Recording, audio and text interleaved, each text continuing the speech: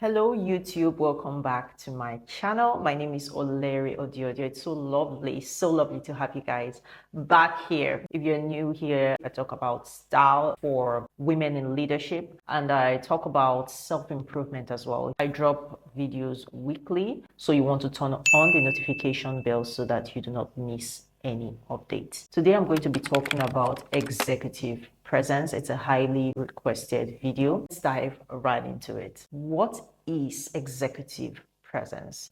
Well, personally, I'll define executive presence as your ability to own and command any room that you step into. Most executives would say that executive presence is something they look out for when giving out promotions. People think that executive presence is limited to corporate leadership, but that couldn't be any further from the truth. Executive presence is needed by anybody in any sphere of leadership. So whether you're a coach, whether you're a consultant, whether you're an expert, whether you even run a business, right? Or whether you're just looking to improve yourself. Executive presence is something that you need. So executive presence is very, very important. Now, how do you build executive presence? Is executive presence something that you are born with, or is it something that you can build? Executive presence might come naturally to some people, but it doesn't to everyone. In fact, most people would tell you that it's a trait that they had to develop. And I'm going to be sharing 3 strategies, 3 tips that would help you build your executive presence. Number 1 is have a strong sense of self. This is not to say that you cannot have doubts every once in a while, but having a strong sense of self means that no matter what goes on externally, it doesn't shake the core of who you are. And one way to develop a strong sense of self is how you view challenges.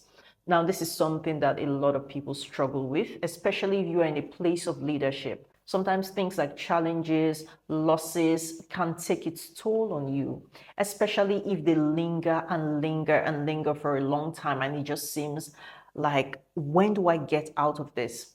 And sometimes you take it out on yourself.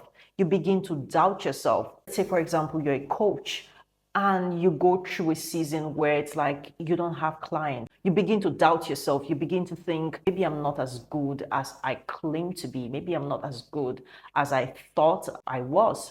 But developing a strong sense of self would help you see challenges beyond what they just present to be. The truth is, to get to a certain level, you need to go through those challenges. You need to jump through those hurdles, because what got you here cannot take you there. So to get to that place that God has destined you to be, of course you need to jump through hurdles. Of course you might need to go through the fire. And you know what I think, because this is something that I've been through. This is something that, in fact, currently I'm going through a phase, I would say, right? Where my faith, where my sense of self is being put to the test.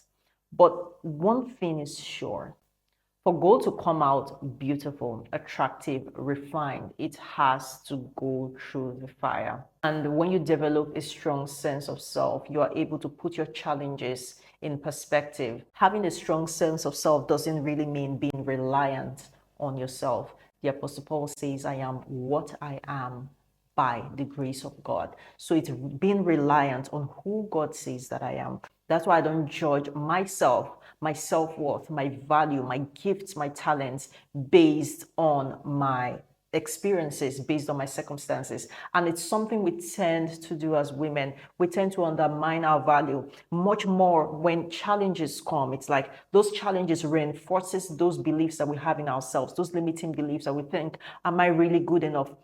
Some of you, God has called you to something. You need to come on social media, share your ideas, share your knowledge, but there's self-doubt somewhere there, thinking, do I really know enough? Am I really good enough? Am I really worthy? I really have my life together? But the truth is, to lead, especially at a high level, you would need to have a strong sense of self.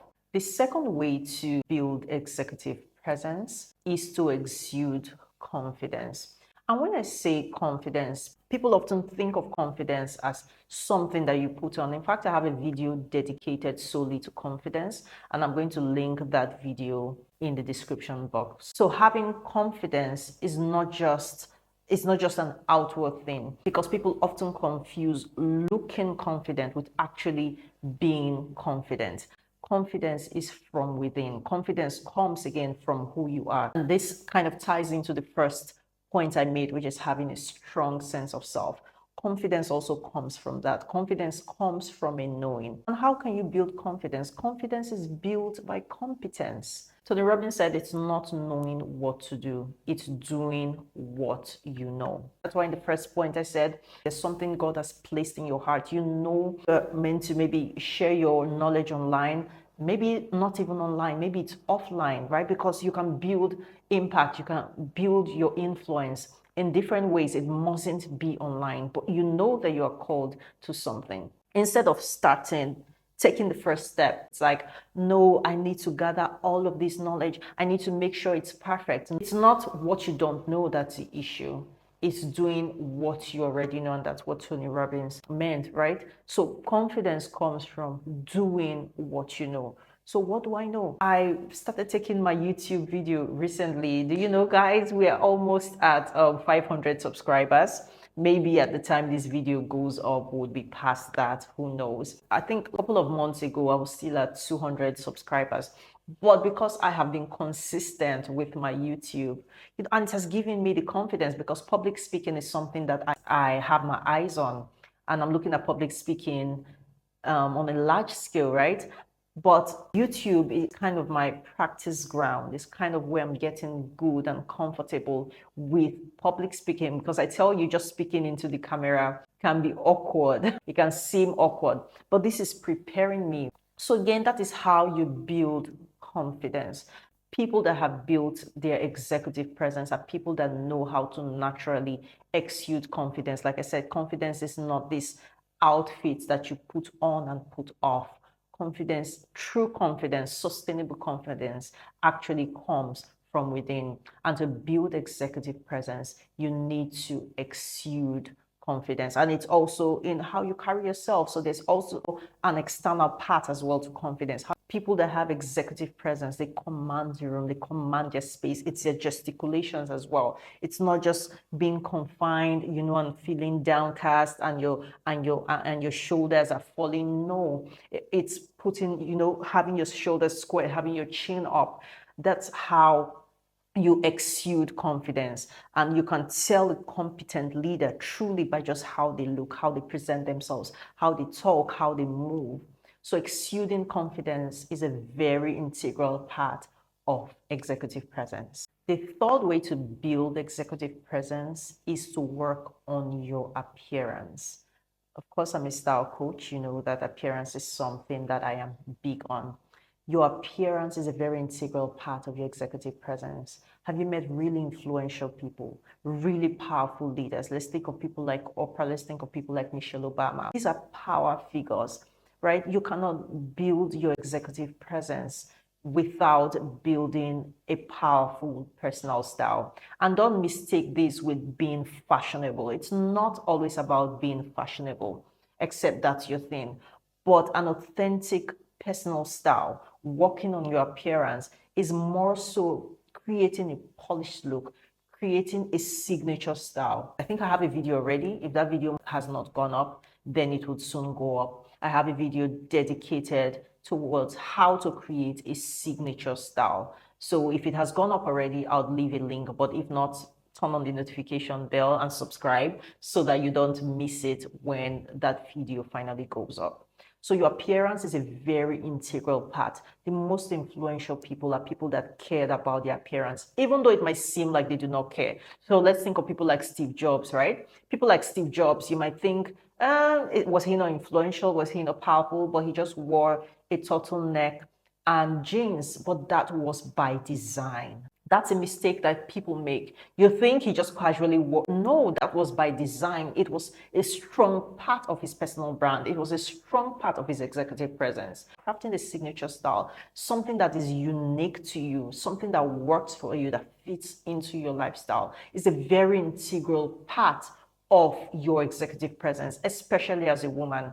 And it's something that I've talked about in the past. The standards are different for men and women. Yes, men might get away with looking haphazard, even though I hardly know an influential, powerful man who looks haphazard. See someone like Mark Zuckerberg, even though Mark Zuckerberg for the longest time always wore gray shirts, gray t-shirts, just seemed like he didn't care much about his style. But look at him now. He's working on his style. Even people like Jeff Bezos, right? Powerful people, influential people understand that how you look more or less impact your personal brand. It impacts your impact. That sounds like tautology impacts your impact. It impacts your executive presence. So taking your appearance seriously, i.e. crafting a signature style, something that works for you, something that feels good for you, something that works for your body type, is a very integral part of crafting a powerful executive presence. I hope you found this video helpful. If you would like to work with me one-on-one, please click the link in the description box and schedule a call with me. We can discuss your needs and how best we can help you achieve that. Again, don't forget to like this video if you found it helpful. Share if you found it super helpful so you're not the only one that benefits. Subscribe to this channel, turn on your notification bell so that you never miss an update from me. Till I see you again next time, stay fabulous.